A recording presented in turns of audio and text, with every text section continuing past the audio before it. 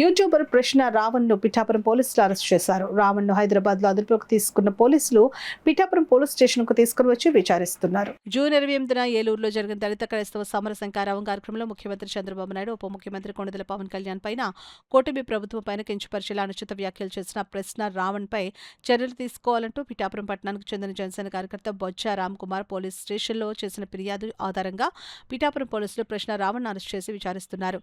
రావణ్ తరపు న్యాయవాదులు దళిత సంఘాల నాయకులపై జై భీమ్రావ్ పార్టీ నాయకులు పలువురు పిఠాపురం పోలీస్ స్టేషన్ కు చేరుకుండడంతో టెన్షన్ నెలకొంది. ఎందుకంటే ఈ రాష్ట్రం ఏర్పడిన తర్వాత, ఈ ప్రభుత్వం వచ్చిన తర్వాత ఈ 2 సంవత్సరాల్లో అనేక దాడులు జరగడం జరిగింది. ఎస్సీలు, బీసీలు, మైనారిటీలు అందరి మీద కూడా తీవ్రంగా ఈ ప్రభుత్వం మండిపడతా ఉంది. దానిలో భాగంగానే మన సాయి కృష్ణ కేసులో ఏం జరిగిందో చూసాం. కొట్టి చంపేసి ఎక్కడో పడేసి ఆయన కాల్చి బూడిద కూడా లేకుండా చేశారు. మరి రావణ్ బ్రతికే ఉన్నాడా?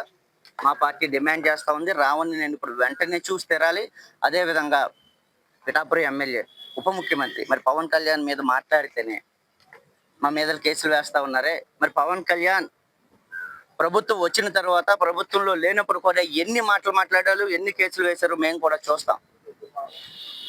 నిన్నటికి మొన్న కాకినాడ రూరల్ ఎమ్మెల్యే పాంతం నానాజీ మాజీ ముఖ్యమంత్రిని పట్టుకొని బాంచర్ నా కొడక దమ్ముంటే నువ్వు రారా నా మీద పోటీ చేయంటే ఎక్కడికి పోయింది సమాజం? మరి ఎన్ని కేసులు వేశారు ఈ వ్యవస్థ?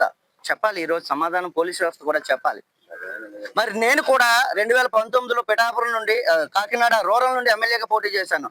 బాంచంద్ నా కొడక నేను కూడా నీతో కలిసి పోటీ చేశాను రా అంటే అనొచ్చా? కామన్ సెన్స్ ఉండాలి కదా. మాట్లాడాము అంటే కామన్ సెన్స్ ఉండాలి కదా.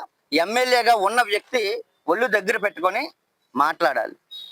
బయట వ్యక్తులు, ప్రతిపక్షంలో ఉన్న వాళ్ళు, మాలా పోటీ చేసిన వ్యక్తులు ఆవేశంలో మాట్లాడారు అంటే దాన్ని కూడా తీవ్రత మించి మాట్లాడితే తప్పనిసరిగా యాక్షన్ తీసుకోవచ్చు. మరి ప్రభుత్వంలో ఉన్న వాళ్ళు మాట్లాడితే వాళ్ళ మీద ఏం కేసులు పెడతా ఉంది ప్రభుత్వం? బాంచంద్ నా కొడక అంటే ఒక ఎమ్మెల్యే, ఒక జనసేన ఎమ్మెల్యే ఏం చేసింది ఈ కూటమి ప్రభుత్వం? ఎఫ్ఐఆర్ వేశారా?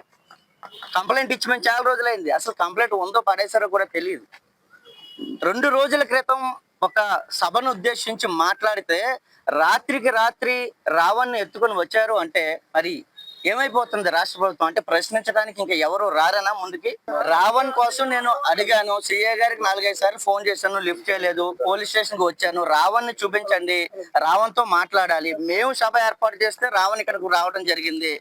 సో రావణ్ అక్కడ మాట్లాడాడు. ఆ బాధ్యత మా మీద కూడా ఉంది కాబట్టి నేను రావణ్ కలవడానికి వచ్చాను. ఇప్పటికి వచ్చి రావణ్ ఉన్నాడా లేదా, చంపేశాడా, లేకపోతే ఇక్కడే ఉన్నారా, మాట్లాడించకపోతే ఎట్లా? నేను ఒక అడ్వకేట్ గా కూడా వచ్చాను ఇక్కడికి.